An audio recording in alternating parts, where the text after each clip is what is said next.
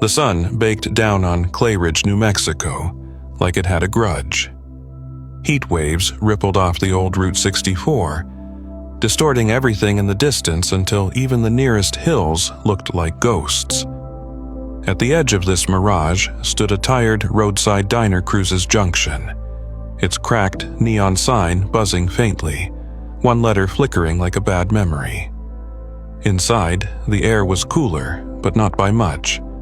The swamp cooler rattled overhead as it pumped in what little moisture the desert hadn't swallowed. Behind the counter stood Janelle Cruz, wiping down a coffee pot that didn't really need cleaning. 48, graying at the roots, sleeves rolled to the elbow. Janelle moved like someone who once worked crime scenes and now avoided them by fixing pie displays. 10 years ago, she'd quit her job in forensic pathology after her brother disappeared during a border raid. No body, no funeral, just a folded flag and a hole in her gut she hadn't filled since. She didn't talk about it, not even to herself. She was halfway through restocking packets of sugar when she heard it. The soft tap of paws on tile. She looked up. The bell above the door hadn't chimed. 3 dogs stood at the entrance. Not mutts, not strays in the ordinary sense. They walked in slow, deliberate, like they were casing the room. The first tall black and silver with a faded military bearing moved with the stiff grace of old injury. The second sleek, sable-colored had restless eyes and a scar along his flank. The third was smaller, still puppyish in his clumsy stance, eyes wide with wonder and fear. Major, Scout, Rookie. Janelle didn't know their names yet, but something in her bones whispered them as if they'd always belonged here. The diner hushed. A trucker stopped chewing. A woman near the jukebox put down her phone. The dogs weren't aggressive, just alert, like they'd been waiting for something that was now right here in this room. Janelle stepped around the counter slowly. "You boys lost?" she asked under her breath, crouching to one knee. She reached for the stainless steel water bowl she kept for the occasional desert wanderer, mostly coyotes too smart to come close. Today, it felt like ritual. She filled the bowl, set it on the faded welcome mat. Major moved first, drank in steady sips. Scout followed. Rookie hesitated, ears twitching, tail still, but finally approached. Then everything changed. The bell above the door rang, sharp and cheerful, but the air dropped cold. A man stepped into suit, sunglasses too dark for indoors, and a grin that didn't reach his eyes. Daniel Rourke. He looked like money, not the kind earned, but the kind leveraged. He walked with quiet entitlement and carried the weight of someone used to closing doors behind him. Janelle's skin prickled. Behind him, out on the lot, idled a silver SUV, engine on, windows tinted so dark they swallowed the light. Scout froze mid-drink. His ears perked, his body coiled. Rookie whimpered low in his throat, stepping backward until his flank touched the counter. Major didn't growl. He didn't move fast. Instead, he walked to the door, turned toward the window, and with a slow, deliberate paw, dragged 3 straight lines into the dust caked along the glass. Janelle's breath caught. She stepped forward instinctively, her eyes tracing the marks. SOS. It wasn't the first time she'd seen it. Her brother had scrawled the same pattern in the corner of a forensic photo years ago, a hidden signal buried beneath boot prints and dried blood. Most people missed it. She didn't. She moved fast now. Out the door, past Rourke, who offered a fake smile and an even faker nice day. She didn't reply. The SUV rumbled softly, parked in the corner of the lot beneath a sun-bleached billboard. The air smelled like dust and gasoline. Janelle approached from the passenger side, staying low. The windows were dark, but not impenetrable. And there, just barely, through a gap at the top corner of the sunshade, she saw them. Eyes, wide, frightened, and locked onto hers. A little girl, 9, maybe 10. Pale face streaked with sweat, a fading bruise across one cheekbone, lips dry and trembling. But what Janelle saw next stilled her heart. The girl blinked 3 times, deliberately. Once, twice, 3. Janelle didn't hesitate. She pulled out her phone and dialed. 911, what's your emergency? This is Janelle Cruz. I have a possible abduction victim child in the back of a vehicle at Cruz's Junction Diner off Route 64. Silver SUV, engine running. Suspects in the diner now. The dispatcher asked questions, but Janelle had already stepped away, heart hammering. She re-entered the diner just as Rourke was asking for black coffee. Scout hadn't taken his eyes off him. Rookie had moved behind a table, head low, tail tucked, and Major sat like a statue, eyes fixed on the window. "Coffee, huh?" Janelle said evenly. "Extra hot," Rourke replied without looking up. "Long drive." "I bet," she said, pouring from the pot she'd just brewed. She set the cup down and backed away. "Help yourself to cream." Outside, the girl hadn't moved. Inside, the dogs had. Major walked the perimeter of the diner, slow and measured. Scout followed, nose twitching. Rookie stayed back, eyes on the man who sat too still. That's when the sirens began. Faint at first, then rising. A patrol car pulled into the lot, followed by another. Rourke didn't turn, but the dogs did. All 3. Together, eyes locked, bodies tensed, ears forward. Major growled low, the sound like gravel under boot. Rookie stood now, no longer afraid, and Scout stepped between Rourke and the counter, body rigid, eyes burning with focus. The front door opened with a rush of desert wind. Deputy Valerie Ruiz stepped inside, hand already on her holster. "Sir, I'm going to ask you to step away from the counter," she said calmly. Rourke smiled. "Is this about the coffee?" Valerie didn't flinch. "You're not under arrest. We just need you to come outside." Rourke stood slowly. "Of course," he said. But the smile never reached his eyes. Wouldn't want to cause a scene. He stepped outside. Inside, Lily was already being pulled from the back seat by another deputy. Her body was small, trembling, but her eyes were fierce. The moment her feet touched ground, the dog surged forward, Major in front, Scout and Rookie beside him like flanking soldiers, and Lily. Lily ran, not to the officers, not to Valerie, to the dogs, straight to Rookie. She wrapped her thin arms around his neck and buried her face in his fur. Rookie whimpered, licking her ear, pressing his body into hers like he'd been waiting to finish what he started. And then she whispered, barely audible, voice hoarse from silence, "I knew you'd come back." Valerie watched, stunned. Janelle felt her throat close. Something deeper than instinct had brought those dogs. Something stronger than training. They hadn't barked, they hadn't chased, they remembered. And now, so would she. The hospital room was sterile and quiet, filled only with the soft hum of machines and the occasional squeak of a nurse's sneakers down the hall. Lily sat upright in bed, a thin blanket folded neatly over her lap, her hands resting still too still for a child her age. Her eyes flicked toward the window, watching a moth bounce against the glass, but her face betrayed no reaction. She hadn't spoken a word since being rescued, not to the nurses, not to the detective, not even to Janelle Cruz. It had been 30 hours since that blistering evening at the diner, since Scout, Rookie, and Major had walked in from the heat like ghosts. 30 hours since Janelle followed Major's warning and opened the SUV door with trembling hands. And there, beneath a sunshade and the scent of motor oil, was Lily. Now, in the pediatric trauma ward of Sierra Mesa Regional, She was being called stable. That's what the clipboard said, what the doctors said. But her silence was not the kind that came from illness. It was something deeper.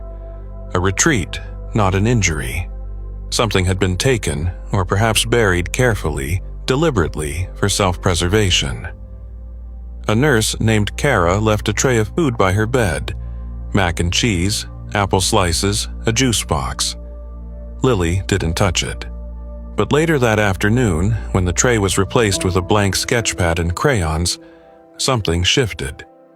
She reached for the blue crayon first and began to draw, not objects, not people, but lines, arcing curves, interlocking rectangles, the shape of something mechanical. A vehicle. Janelle, sitting in the chair across the room, leaned forward just slightly. The sketch, raw and slanted, took the shape of a silver SUV.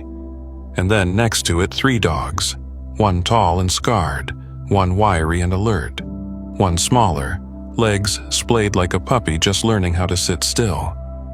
Janelle's chest tightened. She didn't say anything, just watched as Lily carefully pressed the crayon down to add eyes. 4 of them, the 4th set inside the window of the SUV, haunted, round, and staring outward. Later that evening, Detective Valerie Ruiz arrived.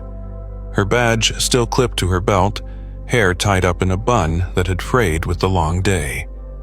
She didn't approach Lily immediately. She just stepped into the room and studied the girl's small frame from a distance. Beside the hospital bed, Lily's tiny shoes sat neatly together on the floor, scuffed but laced tight. Valerie exchanged a nod with Janelle, who stood and walked with her to the hallway. The air out there was cooler, filled with the low murmur of families, machines, and midnight television behind curtains. "She won't speak," Janelle said quietly. "But she draws." Valerie nodded. "We ran her fingerprints. She's Lily Ansel, 9 years old. Went missing 3 days ago after her mother, Natalie Ansel, was reported AWOL from her ER shift in Las Cruces. Natalie's car was found abandoned near the border. No signs of struggle. Until now, they were both just names on a long list." Janelle felt a pit settle in her gut. "And no one's seen the mother?" Valerie shook her head. "Still missing, no contact, no ransom." "She's been through something," Janelle said. "It's not just trauma, it's knowing something. She's trying to protect someone."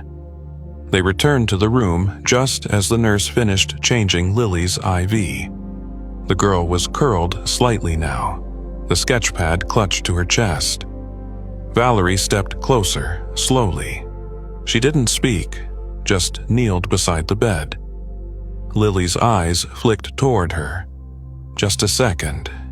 Then back down, then something happened. Scout entered the room. It wasn't planned. Someone in the department must have given clearance without much thought, perhaps moved by what had happened at the diner. But the moment Scout trotted in, something inside Lily unclenched. Her body straightened, she sat up. She looked, not just glanced directly into Scout's eyes.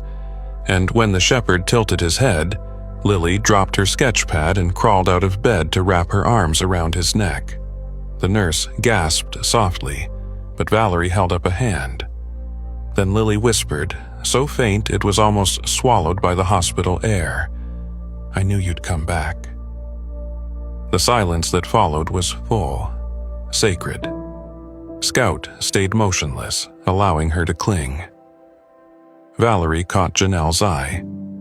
This wasn't just relief. It was recognition. Down the hall, Valerie later pulled up a report she hadn't thought about in years. A 2018 case. Border surveillance flagged a truck suspected of human trafficking, but no arrests were made.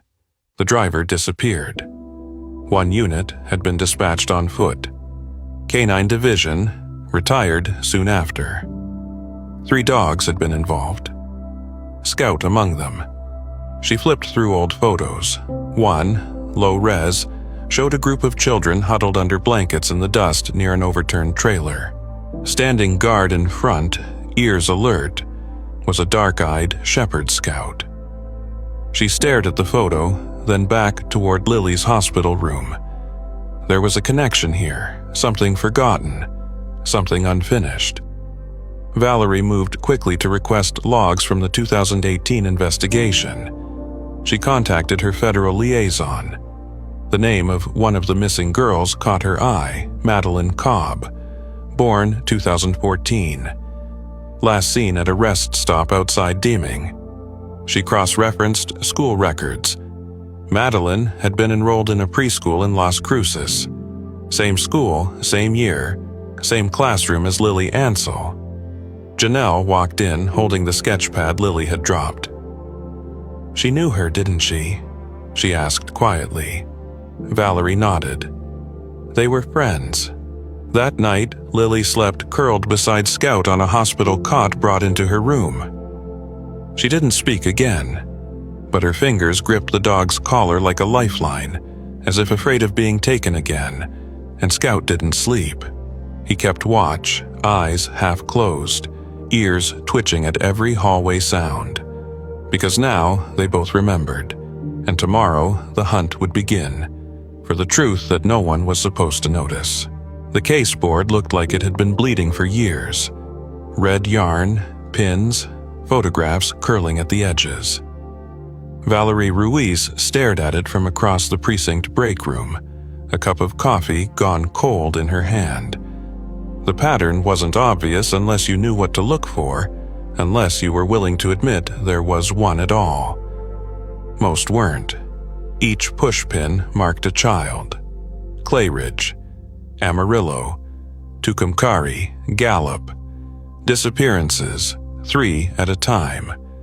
Always spaced just enough apart that no one saw the thread connecting them. But now there were 3 dogs, 3 paw prints, and one girl who drew maps in crayon instead of words. Down the hall, Lily sat on the floor of the pediatric ward playroom, knees tucked beneath her like a question mark. She didn't speak much, not unless the dogs were near. But she drew. Page after page, a silver SUV, a woman with a stethoscope, a stop sign with the number 29.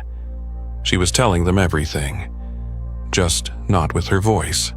Rookie lay beside her, his large head resting over one of her small sneakers. He hadn't left her side since their reunion. Nurses said Lily slept now, without crying, without curling into a knot beneath the sheets. Something had shifted the moment she'd seen him again, as if the chaos around her had found a familiar gravity.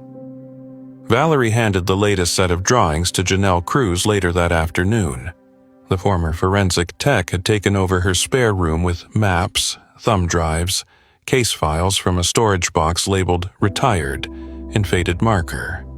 Janelle studied Lily's drawing of a vending machine next to a gas station bathroom, her fingers tightening. "She's telling us something happened there," Janelle said. "That stop's just off Route 29, right? Near the old rest area with the collapsed fence?" Valerie nodded. "Where her mother's phone last pinged." Janelle turned to her laptop and brought up an archived report case number RFD 1124. She hadn't opened it in years. A border task force raid. Botched. Child victim presumed lost. But she remembered the photo, a blurry still of a child crouched inside a shipping trailer. Wide eyes, thin arms, too grainy for ID. But now, seeing Lily's drawing next to it, the hair stood up on the back of her neck. She printed the image, slid it into a manila envelope, and brought it to the hospital the next morning. Lily didn't look at it right away. She glanced at Janelle, then at Rookie. Only when Scout patted over and lay beside her did she finally reach out. Her fingers hovered over the photo. Then she nodded. Not big, not dramatic, just once. Yes. She remembers, Janelle whispered later to Valerie. She remembers more than we thought. Meanwhile, Valerie had been tracing license plates. The silver SUV matched a fleet registered under a shell company based in Nevada. One of the directors, Daniel Rourke. On paper, a clean businessman with connections in transport logistics. But when Valerie dug deeper, she found irregularities tax filings with blacked-out employees, delivery manifests with missing stops, and complaints from truckers who'd reported unofficial cargo inspections at remote rest areas. Then came the dash cam. A retired trucker named Wilmer Dietz had a GoPro rigged to his dashboard, recording every hour of his cross-country hauls. He'd parked at the Route 29 rest stop the same day Lily disappeared. Valerie bought him coffee and convinced him to scroll through the footage. At 4:37 p.m., the camera caught a partial view of a silver SUV. A woman and a girl stepped out, Lily clutching a juice box, her mother in scrubs. Then, a man in a dark jacket walked into frame. He turned his head just slightly. It was blurry, but the cheekbones, the way he moved, Valerie froze the frame. Janelle joined her later that evening at the hospital. Lily had drawn another picture. This one was different. 3 dogs standing between a girl and a dark tunnel with no light at the end. Behind the dogs, rays of yellow broke through. The girl had no mouth in the picture, but her eyes were large, watchful. She was waiting. Around 10 p.m., the news played in the background. Local broadcast, an economic forum clip, and there he was, Daniel Rourke. Smiling, shaking hands in a hotel ballroom. His face filled the screen for barely 5 seconds. It was enough. Lily screamed, not a sob, not a startled cry, a full-bodied scream that rattled the IV stand and sent Scout leaping to his feet. The nurse rushed in. Valerie stood frozen. Lily's fists clenched. Her whole frame shook. "That's him!" she shouted, her voice cracked from disuse. "He took her! He took Mom!" Rookie stood between her and the screen, tail low, body tight like a coiled spring. Valerie knelt beside her, heart pounding. "She didn't forget," Janelle said.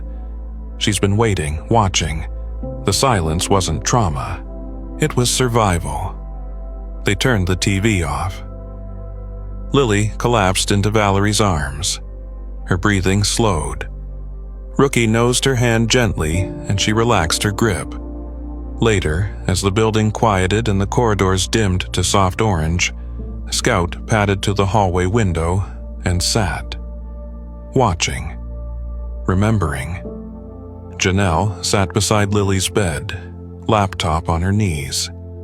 Valerie opened a new case file. The buried pattern was no longer buried. It had a name, and it had someone willing to speak. The morning after Lily's scream shattered the silence, Clayridge was still holding its breath. The hospital room sat in a hush, the kind that lingers long after panic has passed, where every noise feels too loud, and even the sunlight creeping through the blinds seems reluctant. Lily lay curled beneath a cotton blanket patterned with yellow ducks, but her eyes were open, watchful. She hadn't said a word since last night. Not because the terror had returned, but because she had already said the most important thing, that she knew. At her feet, Rookie slept with his back against the frame of the bed, tail twitching lightly with each dream. Scout was by the door, ever vigilant, ears angled for anything out of place. Major had stationed himself by the window again, his silver-touched muzzle resting on his paws, his body still but his mind clearly turning. It was Janelle who noticed the shift first. She had returned early, her old field kit tucked under one arm, camera slung at her hip, not because there was a body, but because there was finally a truth to photograph. She'd spent the night reviewing old K9 records, back when she used to be called to accident scenes instead of waiting tables in the desert. She had files once most departments buried deep in retirement folders. Scout's microchip had pinged something strange. Not local animal control, but a federal database, flagged as inactive K9, Operation Coyote Fence. She cross-referenced the date. 6 years ago. A joint mission targeting smuggling tunnels along the border. Human cargo, stuffed into hollowed truck beds, fed lies and fear. Scout had been part of the final sweep. The report had claimed he failed to respond in a high-risk situation and was retired out of service. What the paper didn't explain was why a seasoned handler had described Scout as frozen, unresponsive, during a warehouse raid. The file left it at that. But now Janelle knew why. Because Scout had remembered something the others hadn't. And he'd seen Lily. They pulled up the logistics footage from a seized truck from that same mission. Grainy, shaky, the infrared camera barely made out figures in the corner of the vehicle. But among the shadows there was one shape unlike the others. A child's outline, curled up behind a false panel. And beside her, unmoving, a dog, ears down, eyes wide, shielding with its body. Scout. It wasn't a failure, it was a choice. He hadn't frozen, he had stayed. Janelle blinked hard, paused the footage. Valerie stood behind her, arms crossed tightly, jaw tense. She knew him, Janelle said. From before, that's why she trusted them. Valerie didn't answer. She stared at the screen like she was memorizing every shadow. Back at the hospital, Lily was drawing again. She didn't need crayons anymore. She had pens now, fine-tipped ones in green and blue and black, the kind that let her draw tunnels and vents, and the exact layout of the inside of the truck that had once hidden her. She showed them to Valerie without speaking. Valerie knelt down, slowly, as if afraid the paper might dissolve if she breathed wrong. "Is this where they kept you?" she asked gently. Lily nodded, then pointed to a figure in the corner. It was a dog, curled up around the girl, a silver streak across its muzzle. Scout. They didn't teach that in training manuals. How dogs remember through place, through scent, through a rhythm that can't be explained. But they do. They carry memory in their bones, in the pads of their paws, in the way they position themselves between danger and the ones they've chosen to protect. That afternoon, Janelle brought the 3 dogs into the precinct special clearance from the sheriff. She placed a printed image on the ground Rourke's face, and around it, the photos of several suspects connected to the logistics company. Rookie sniffed briefly, then walked away. Scout lingered, nose twitching, tail still, but major. He growled, low and steady, the kind of growl that rumbled up from the belly, not out of fear, but certainty. He stepped forward, nudged Rourke's picture with his paw, and lay down over it. Janelle didn't speak. She just looked at Valerie. "We don't need a search warrant," Valerie said. "We need a lineup." Later that week, in a makeshift courtroom office turned holding room, Lily was brought in for a formal statement. A therapy dog sat beside her, though she ignored it. Instead, she asked for Rookie. He came immediately, laying across her feet like a rug. A child advocate handed Lily a series of pictures. Each time, Lily said nothing, just pointed. To Rourke, to the vehicle, to a patch of tarps. Then she reached into her pocket and pulled out a slip of paper, folded many times. She handed it to Valerie. It was a map, crude, drawn from memory, but it marked something real, an empty lot by the railway depot behind a warehouse complex, a place never searched. Within hours, agents were combing the site, and beneath rotted boards and broken pallets, they found them. Blankets, scraps of children's clothing, teeth marks on metal rails, evidence that someone, something, had stayed long after the adults had gone. Scout's nose pressed into the soil. He barked once, then again, and then silence. The kind of silence that says, "I remember, and I am ready to show you." The desert looked different now. Spring had arrived early in Clay Ridge. bringing with it a gentler sun and pale green shoots peeking through the red dust. The wind no longer howled with menace but moved softly between the scrub brush, as if brushing away the last remnants of a long-held breath. Just outside of town, where an abandoned farm once sat hollow and cracked, a new building stood, a low-slung, clay-walled structure framed with weathered wood and draped in flowering vines. Its sign was modest, hand-carved by a local carpenter. Sanctuary Watch, for those who were silenced. Below, in smaller letters, the names: Major, Scout, Rookie. Inside, there was no sterile white paint, no hum of fluorescent lights. The room smelled faintly of cedar and soap. The walls were covered in soft colors, drawings pinned like stories waiting to be told. In the center garden, children laughed, small, halting laughs but real. Among them walked dogs. Not service animals, not mascots, guardians. Major, slower now but dignified as ever, rested under the pergola where shade pooled around his paws like a quiet reward. Scout moved from room to room with silent precision, pausing near a crying child or sitting patiently beside those who couldn't speak. And Rookie, still the youngest, still bounding into rooms with his ears too big for his head, remained Lily's shadow. Lily lived here now, not as a resident, but as something more. A bridge, a keeper of memory. She hadn't spoken much the first few weeks after Rourke's conviction. The courtroom had been packed that day, but Lily had watched from the side hallway. Rookie pressed close to her leg as the sentence was read, 30 years without parole. The man hadn't looked at her once, but she had looked at him, not in fear, in full awareness. Now, weeks later, she stood in the main room of the sanctuary, a clipboard in her hand, checking off items for the afternoon workshop. Around her, half a dozen children prepared to paint. Some whispered, some didn't speak at all, and none were asked to. Valerie had stepped down from her position to co-found Sanctuary Watch with Janelle. Together, they had turned evidence into foundation pain into purpose.